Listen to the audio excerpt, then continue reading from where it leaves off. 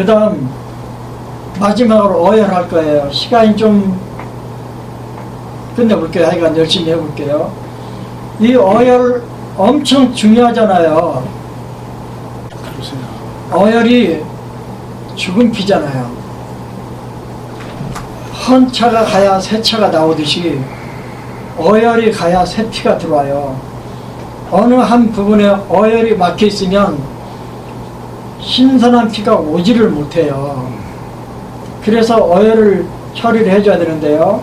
그러면 어혈이 죽은 피라는 건 다 아시잖아요. 그러면 이 어혈은 어떻게 해서 생기는가? 첫 번째 외상이에요. 질타 손상, 넘어졌거나 부딪혔거나 떨어졌거나 얻어 터져서 상처를 입으면 죽은 피가 생겨요.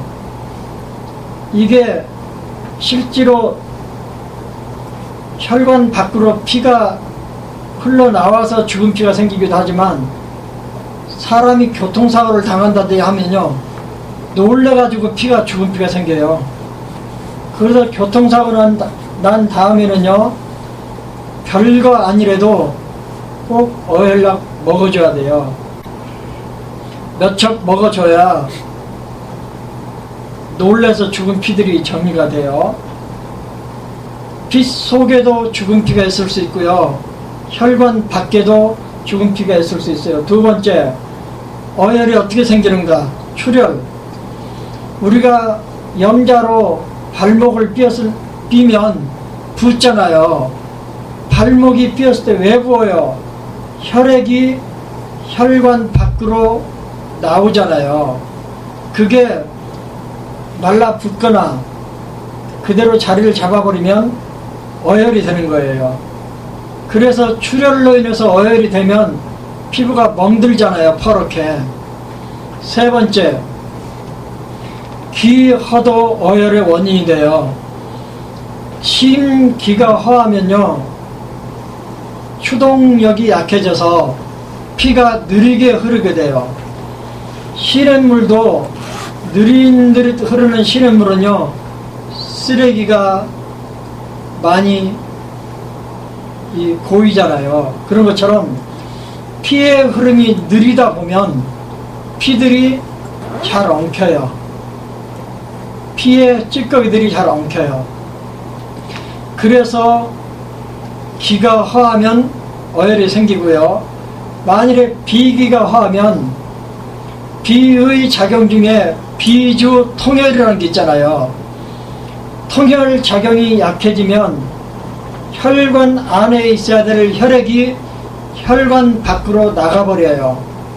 그 대표적인 케이스가 변혈, 요혈, 분루 이런 것들이잖아요. 그래서 비기가 허하면 비주 통혈이 안 돼서 피가 혈관 밖으로 나가는데 그것들이 어혈로 변해요. 다섯 번째, 어혈이 생기는 이유, 혈한이에요. 몸이 냉해도 피가 차가워도 피의 흐름이 느려지잖아요. 그리고 아까 한사에서 했듯이 한의 성질은 수인, 응치하는 성질이 있다고 그랬잖아요. 한이 피 속에 들어가면 피를 응결시켜요. 그래서 어혈을 만드는 작용을 하게 되고요. 여섯 번째, 반대로 피에 열이 있을 때, 혈열. 피에 열이 들어가면 피의 흐름이 빨라져요. 우리 정상 속도가 72번 뛰잖아요. 이게 100번, 120번 뛰면요, 우리는 1분 동안에 100번 뛰네, 120번 뛰네 이렇게 편안하게 말하지만 피의 입장에서 보면 이건 정말 머리가 핑핑 돌 정도로 빠르게 달리는 거예요. 그러다 보니까 피가 혈관 밖으로 튀어나가요. 이걸 좋은 말로 혈혈망행이라 그래요. 피가 미친 거예요. 맥이 빨라지면 열이 있다는 거잖아요. 피에 열이 있으면 피가 혈관 밖으로 튀쳐나가요. 그래서 어혈이 되고요. 피에 열이 많으면 코피도 터지고 아까 말한 여러 출혈들이 생기죠. 변열, 요열, 동루. 이 열이 많아도 자궁에 피가 터져요.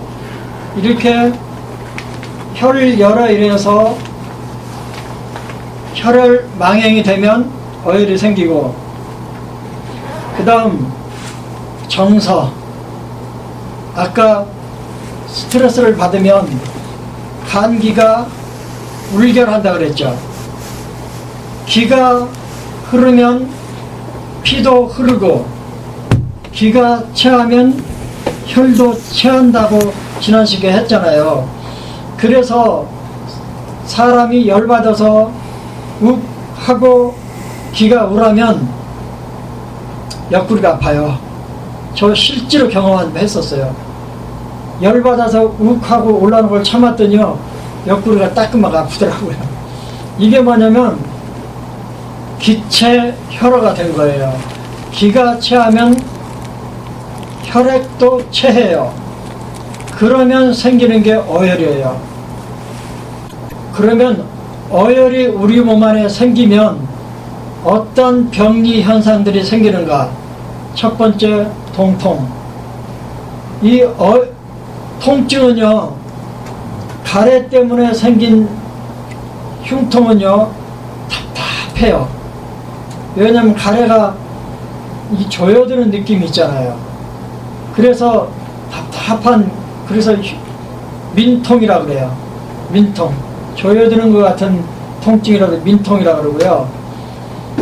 간에 이 스트레스에 열을 받아서 아픈 통증은 창통이라 그래요. 머리가 터질 것 같아요. 속이 터질 것 같아요. 이거는 전부 다 기가 쌓여서 생긴 통증인데 창통이라 그래요. 그런데 어혈로 인해서 통증이 생기는 수가 있는데요. 그때는 어떤 모양이냐면 쿡 하고 찌르는 듯한 통증이에요. 바늘로. 그래서 자통, 찌를 자자, 자통이라 그래요. 어혈로 인한 통증의 특징은 자통이고요. 자리가 옮겨 다니지 않고 고정돼 있어요.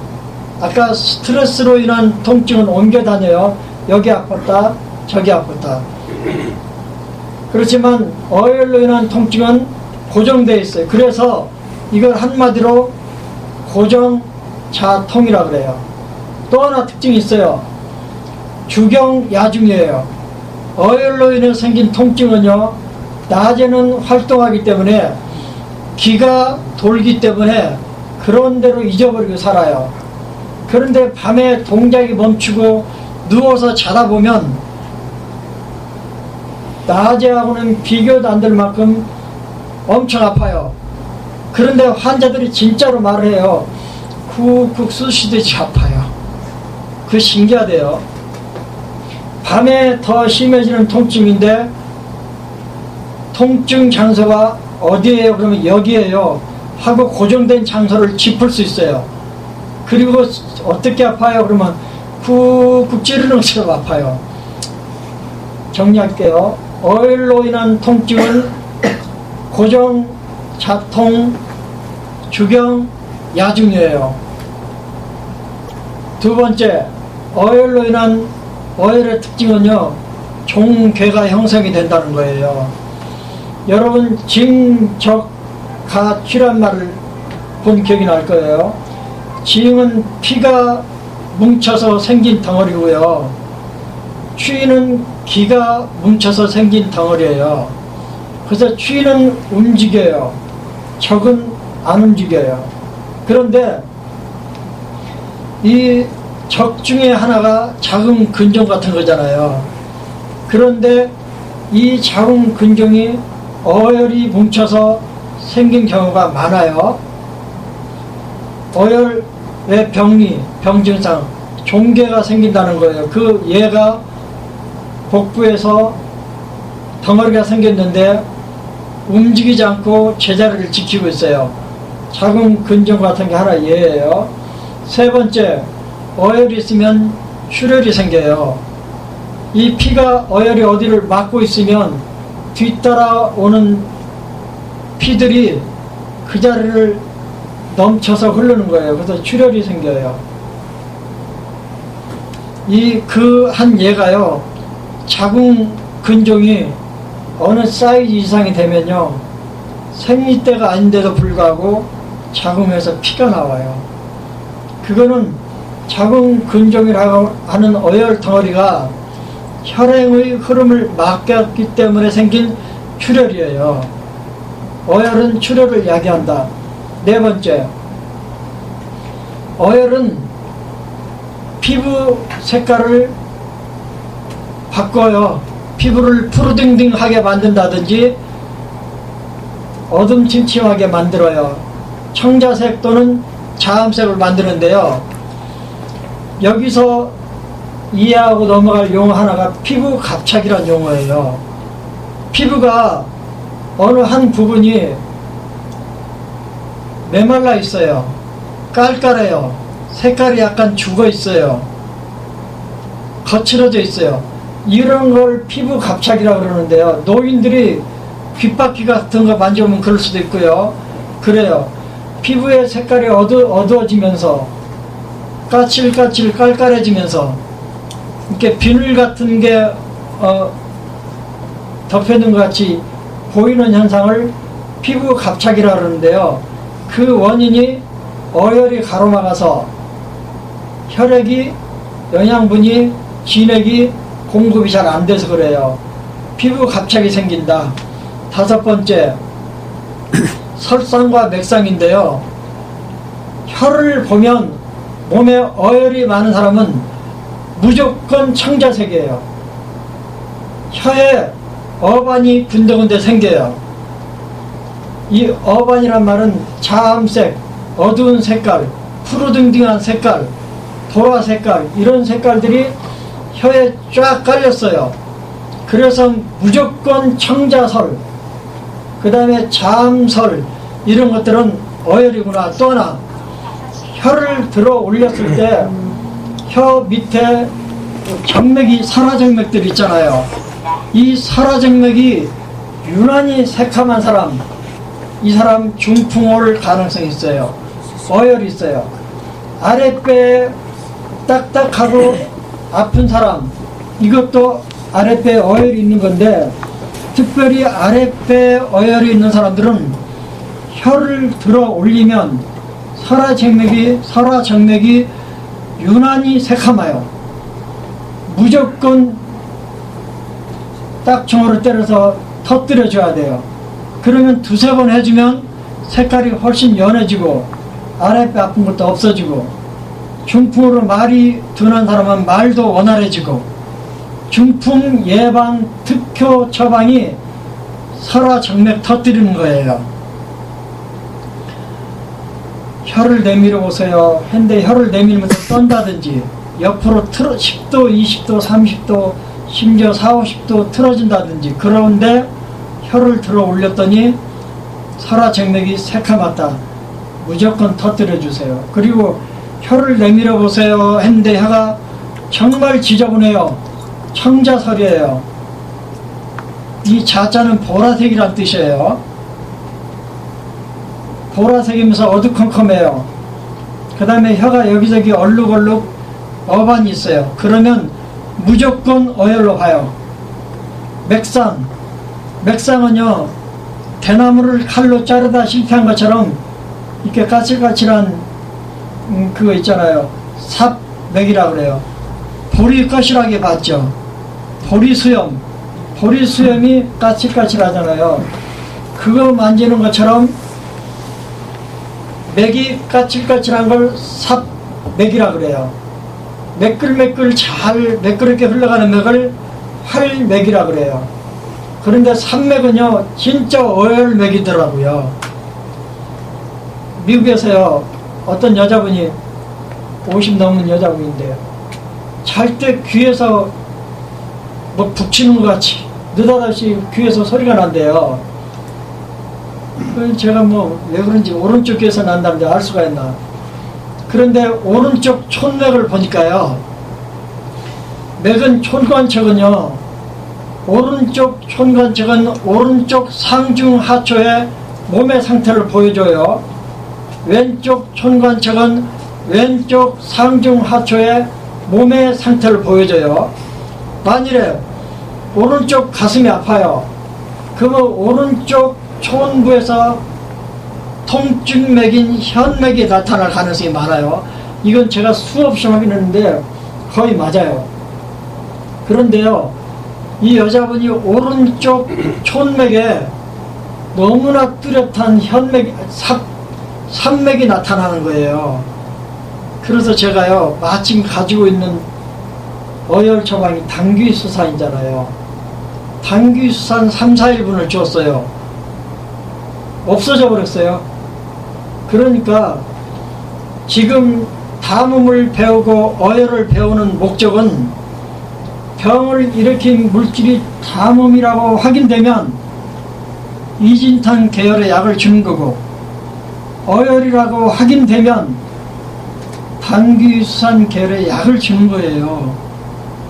그러니까 그런 진단과 치료를 연결시킬 수 있게 하려고 이 짓을 하고 있고요. 그 다음에 어혈의 특징을 재미있게 설명한 내용이 김강호 씨가 일침요법 세미나에서 잘 말을 해놨더라고요. 그 부분을 제가 한번 읽어드리고 끝내도록 할게요. 몸에 어혈이 있는지 없는지 금방 알 수 있어요. 혀를 보면 금방 알아요. 맥을 좀 잘 보는 사람은 산맥은 보기 어렵지 않아요. 그런데 김강호 씨가 쓴 일침요법 세미나에 이게 나와 있어요. 어혈이 있는 사람들은 피부가 냉하다. 척 만져보면요, 몸이 좀 차가운 느낌이 있어요. 몸이 냉한 것, 피가 냉한 것, 피의 흐름이 느린 것 다 어혈의 원인이라고 그랬죠. 그 다음 정맥 노정, 하여간 피부 정맥이요, 추운 겨울날에 밖에 나가 있으면 피부가 푸르등등해지잖아요. 푸릇푸릇해지잖아요. 이와 같이 추운 곳에 있지 않고 실내에 있는데도 피부가 얼룩얼룩 푸르등등하면 이 사람은 어혈이 많은 사람이구나, 그렇게 보면 됐다는 뜻이고요. 또 하나, 멍이 잘 들어요. 그리고 한번 멍이 들면 잘 안 없어져요. 하여간 멍체질, 이것도 어혈의 증상이고요. 그 다음 고정 자통, 아까 했죠.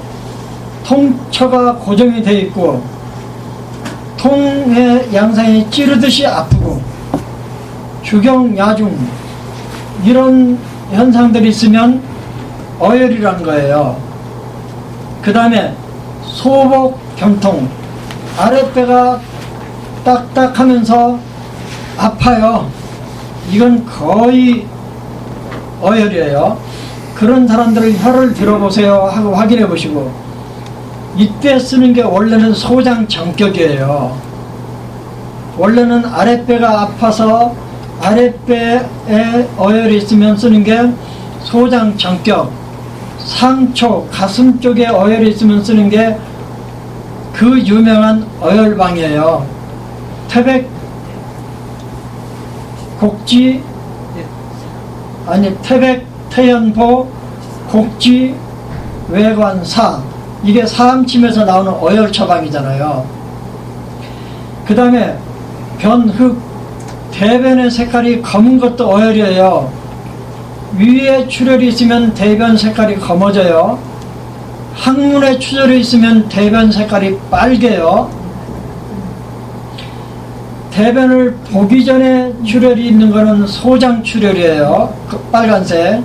대변을 보고 난 다음에 빨간 건 항문 출혈이에요. 얼마 전에도 어떤 사람이 변기에 피가 보인다고 부인이 그런데요. 그래서 제가 빨리 병원에 가서 검사하세요. 그러고 수술했잖아요.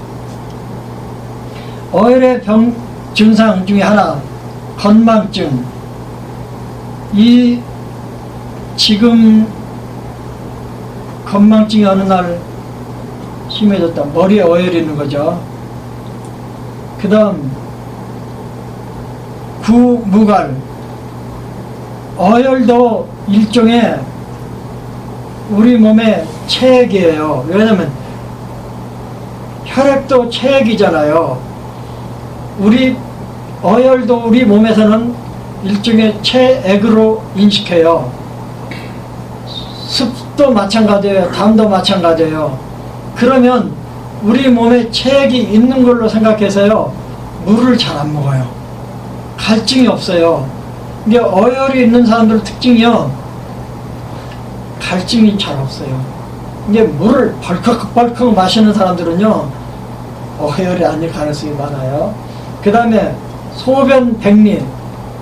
진짜로요, 자궁에 근종이 있고 또는 난소에 종양이 있는 사람들 보니까요, 소변 횟수가 많고 소변이 맑다 그래요. 소변이 맑은 사람들은 몸이 냉하다는 뜻이잖아요. 몸이 냉한 사람들은 어혈이 잘 생길 수 있잖아요. 그래서 어혈이 있는 사람들은요, 뜻밖의 갈증이 없고요, 뜻밖의 소변이 맑고 맑아요. 한의 성질 중에 소변이 맑고 맑다 그랬잖아요. 그러면 어혈증. 우리 몸에 어혈이 있는 걸로 확인이 되면 모든 증상에 최우선적으로 어혈 처치부터 해야 돼요. 어혈 처치를 약으로 할 때는 당귀수산이 기본방이고요. 밑에 아랫배가 어혈이 있으면 계지복령환, 도액승기탕 뭐 이런 등등이 있어요. 그 다음에 제가 드린 혈부추거탕 잘 들어요. 그런데 침에서는 사암침 계통에서 나온 건데 어혈방이 있어요. 태백태연보 곡지외관산데요, 4개를 다 써도 되고 태백태연보 곡지사만 해도 되고 태백보 곡지사만 해도 돼요. 이게 어혈방이에요. 그렇지만 동의보감을 자세히 보면 아랫배 어혈은 소장 정격, 심폐 가슴 쪽의 상초의 어혈은 지금 말씀드린 그 어혈방. 그런데 김광호 씨는 또 사암침하는 사람들은 모든 어혈의 통치방으로 태백태연보 곡지외관사를 내놓고 있어요. 또 동시침에서는요, 어혈침이 연골대백이에요. 그래서 사암침과 동시침을 같이 쓰는 사람은요, 태백보 곡지사 연골대백.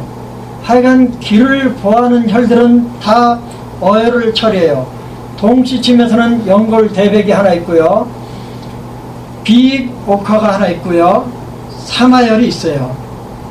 그 다음에 무릎 아플 때는 삼근방혈, 대퇴통에는 금림방혈, 요배부에는 위중방혈, 상지 부위에는 척택방혈, 뭐 이런 등등이 다 어혈 처치의 방법들이에요. 힘들어서 더 못하겠어. 네, 이제 끝내시죠.